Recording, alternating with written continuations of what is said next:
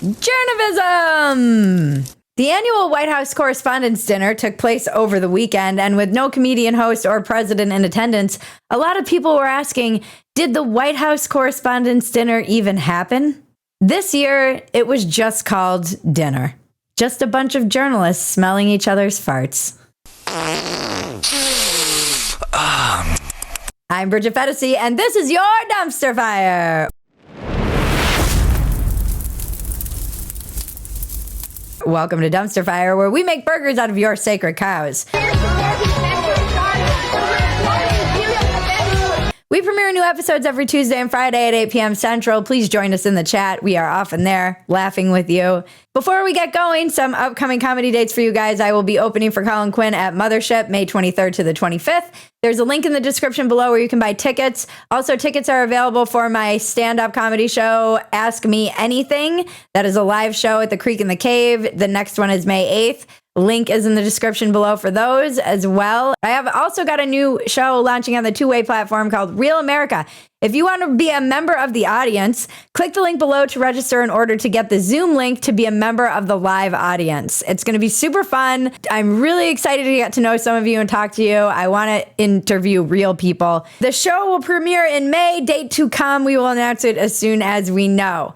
Back to our main story. Journalists came out to defend press freedom at the White House Correspondents Dinner. It was really just an exercise in public masturbation. In his acceptance speech for the Aldo Beckman Award for Overall Excellence, Axios reporter Alex Thompson said, President Biden's decline and its cover-up by the people around him is a reminder that every White House, regardless of party, is capable of deception.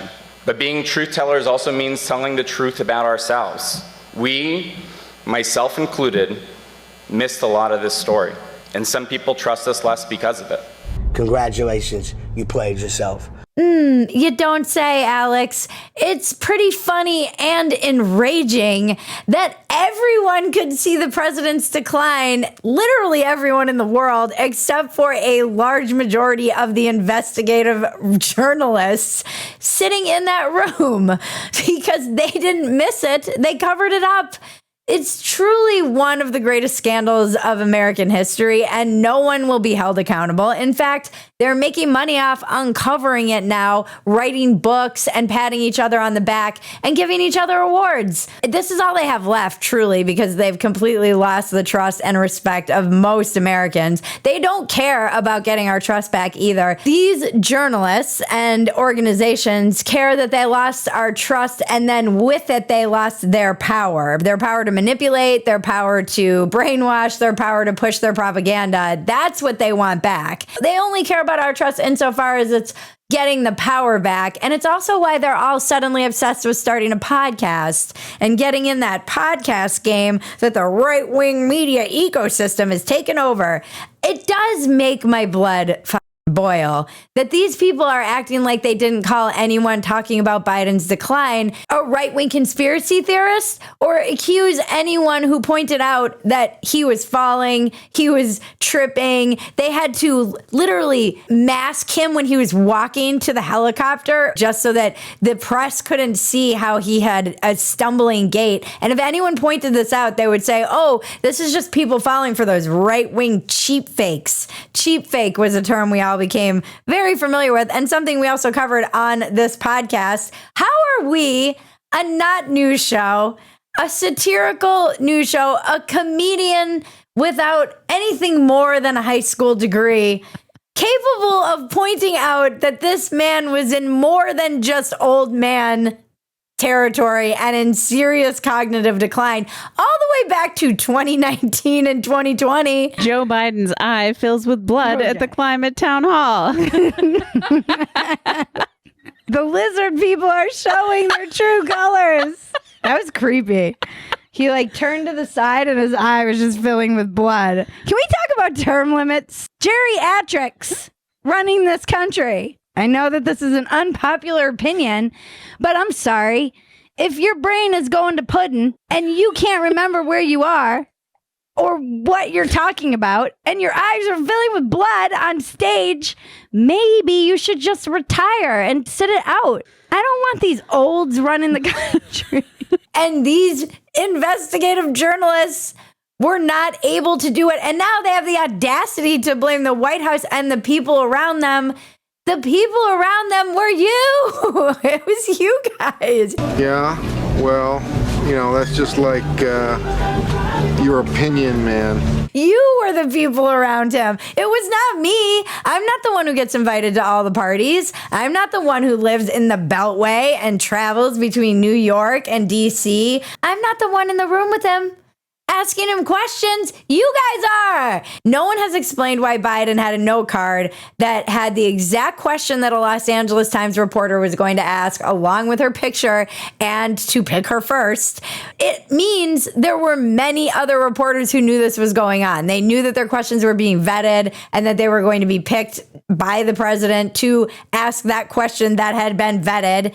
And as Red sees, Stephen Miller, not the Stephen Miller who's deporting everyone, has said, I'll keep saying it until any journalist explains why an LA Times reporter's question made it onto a typed out note card in the president's hand prior to her asking it. Literally none of this performative distancing matters. None of it. He's right. That's all this is they are just performatively distancing themselves so they can just claim plausible deniability. We didn't know. It was Dr. Jill Biden who hid it from us and her crackhead son. We didn't even know he was doing crack. I'm shocked to find that gambling is going on in here.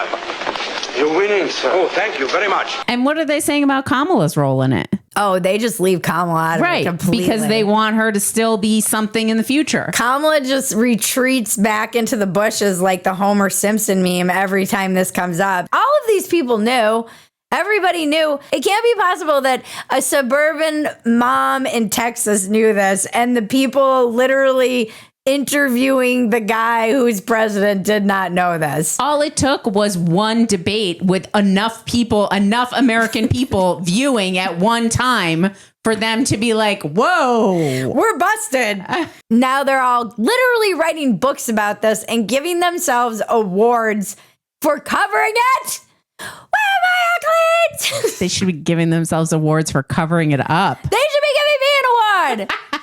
The irony of all of this is that it was Obama roasting Trump in 2011 at the White House Correspondents Dinner that instigated his whole run for president, put us on this crazy timeline we're currently on, and the biggest podcasts in the world are casting doubt on the moon landing. Donald Trump is here tonight. Now, I know that he's taken some flack lately, but no one is happier, no one is prouder to put this birth certificate matter to rest than the Donald. And that's because he can finally get back to focusing on the issues that matter. Like, did we fake the moon landing? So long story short, this is all Obama's fault. Thanks, Obama. Thanks, Obama. For our next segment, don't forget to like, subscribe, touch my bells and buttons, and tell your friends about us. Please help us reach our goal of 100,000 subscribers on YouTube. You have to stick around through the ad to see the weather report, guys. Sorry, them's the rules. Here at Dumpster Fire, the majority of our audience is men, which is why you'll love the next segment. And all of you regular Dumpster Fire watchers know we're genuinely concerned with the welfare of your balls. So if you're looking for the perfect pair of jeans to pull on over your perfect ball-supporting underwear, look no further than the Perfect Jean. The Perfect Jean rescues your nuts from stiff cardboard denim and cradles them in comfort. These jeans fit like they were custom made and stretch like you wouldn't believe, and the fabric is incredibly soft. My husband got a pair and he loves them. He said they're the softest, most comfortable pair of jeans that he's ever had. My favorite thing he said in his testimonial is that he said if he feels like he got into a fight, he'd be uninhibited.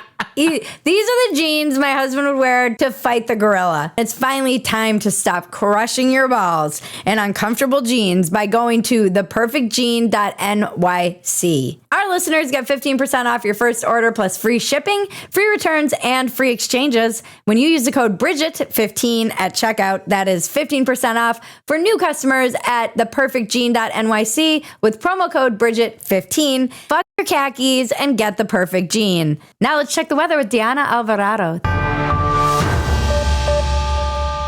Y bueno, es que tenemos un sistema de baja presión que se encuentra desde el Pacífico Este. Se espera que llegue hacia nuestro territorio para estos próximos días, dejándonos el ingreso de vientos fuertes y bueno, también tendremos ligera nubosidad que se presentará en nuestro territorio. Sin embargo, las temperaturas continuarán agradables, las temperaturas mayormente a la alza. Veamos ahora el pronóstico para estos siguientes. Thank you, Diana. Next segment is going to be an extended Internet is Glorious. Next, we have a story showcasing how one idea, a thought experiment, can ignite our collective imaginations and bring out the best in humanity. I refer, of course, to this tweet. I think 100 ends could beat one gorilla. Everybody just got to be dedicated to the shit. This tweet has over probably 250 million plus views at the time of this airing. This is like the perfect dude thought experiment. The memes, the videos, and the responses to it were just peak internet.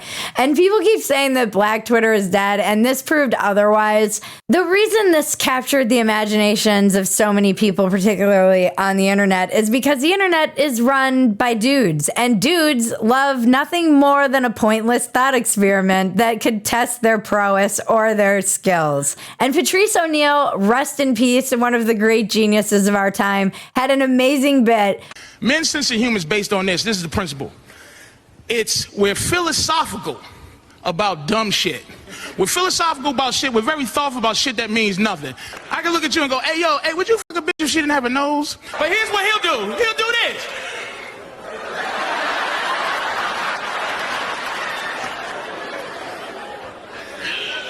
What you mean, no nose? Nigga? What, like the tip is gone?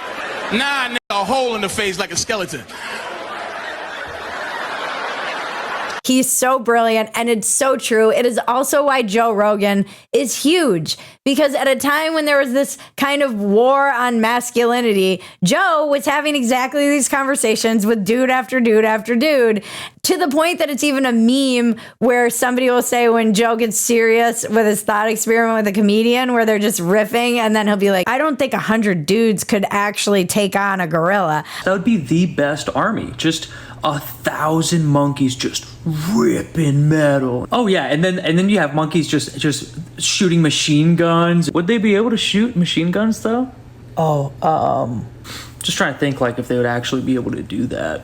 I hope Joe covers this on his podcast. Some chick was like, the 100 dudes versus gorilla debate really highlights the hubris at the heart of toxic masculinity, and tweeted that out and has now had to lock her account because she's probably getting buried by people making fun of her. This is just dudes being dudes. I know. My husband does this. He always is telling me about the scenarios that he's coming up with in his mind and things that he's like game playing, trying to figure out. In every situation, he's kind of always strategizing. He'll be doing his scenarios and working them out. And like, if someone broke in the front, how much time would I have to like get to the safe and then where would I have to go? I'm like, this must be how he feels when I tell him about my dreams. Again, which Family Guy was way ahead of this entire curve as they did a scenario with Lois falling into a pit of gorillas.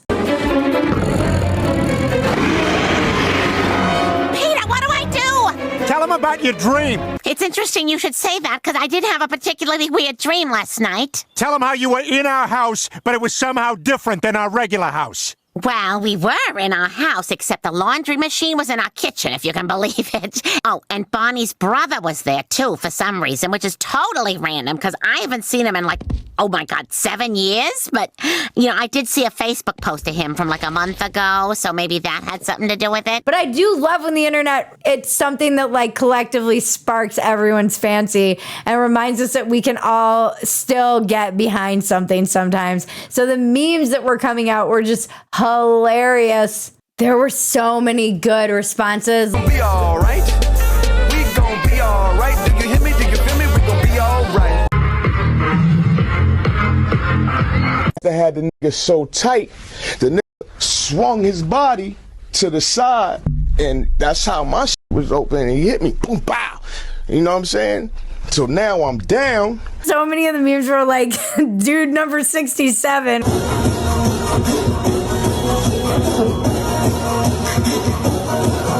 Me after this gorilla kills 99 people.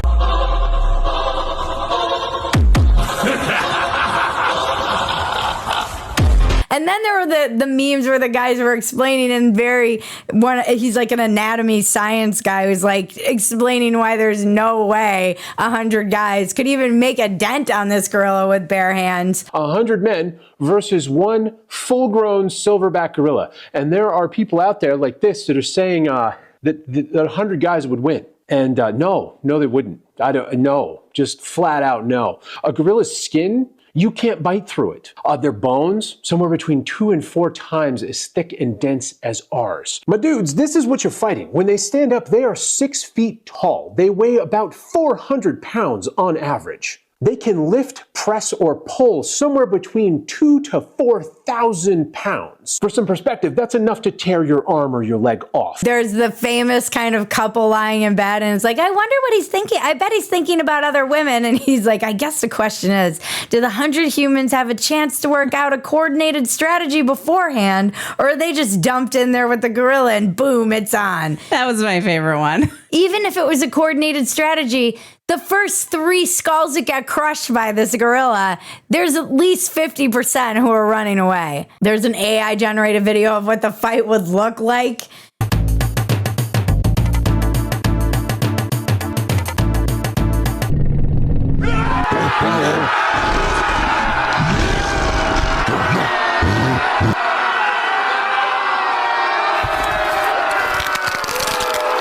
Who would run from a pit bull talking about fighting a silverback gorilla.